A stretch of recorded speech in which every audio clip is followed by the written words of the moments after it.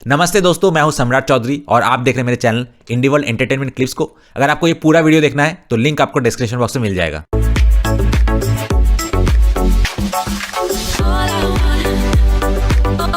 तो सबसे पहले यूजर YT5E ने लिखा है कि हा एक 5 स्टार होटल में जाके इंडिया की इमेज दिखा रहे हो, ये तो बहुत अनरियलिस्टिक इमेज हो गया। इंडिया की रियल इमेज अगर दिखाना है तो नॉर्थ इंडिया के स्ट्रीट में जाके दिखाओ।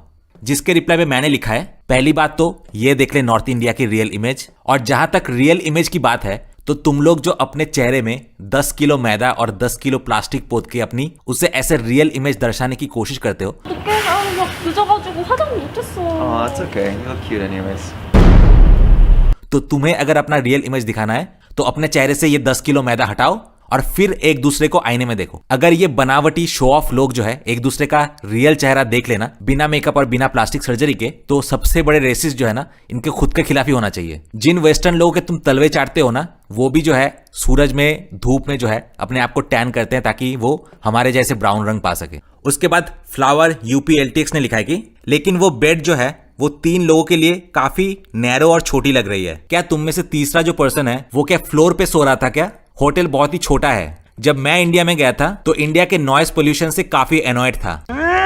900 चूहे खाकर बिल्ली हज को चली। ये लो, छोटे घर की बात भी कौन कर रहा है। खुद अपने मैच बॉक्स साइज अपार्टमेंट में रहते हैं और लोग इतने छोटे साइज के अपार्टमेंट भी जो है वो भी अफोर्ड करने के लिए जो है जमीन आसमान एक कर देते हैं। तो पहली बात तो हमारे बाथरूम्स भी तुम्हारे घर के साइज से बड़े होते हैं, और दूसरी बात कि अगर हम एक लिलीपुट के लिए भी घर बनाए ना तो उस घर का साइज भी जो है तुम्हारी सोच से बड़ी होगी। तो सबसे पहले अपने दिल को, अपने सोच को बड़ा करो, फिर इंडिया में जो है कितना स्पेस है और कितना बड़ा रूम है वो पता चल जाएगा तुम्हें। उसके बाद Polly7373 ने लिखा है कि आई एंजॉयड द व्लॉग, लेकिन फिर भी मैं इंडिया में जाना नहीं चाहता। 90% कोरियंस जो कि इंडिया में जाते हैं वो आने के बाद बोलते हैं कि इंडिया ट्रिप से जो है वो काफी टायर्ड हो चुके हैं। More than 90% of people who have been to India come back tired.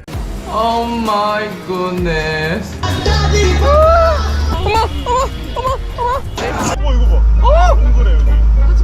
अले ले बेचारे ये कोरियन नाजुक परिया जो है बहुत टायर्ड हो गए इंडिया में आके। अपने मम्मी के बेसमेंट से और अपने वेबटून के वर्चुअल रियलिटी से पहली बार जो बाहर निकले हैं बेचारे। मुझे लगता है कि इंडिया को ना जिन जिन साइट्स में कोरियंस ट्रैवलर्स और टूरिस्ट जाते हैं ना, वहां पे कुछ चूड़ियों के दुकान खुलने चाहिए। ट्रस्ट में बहुत जल्दी बिकेंगे।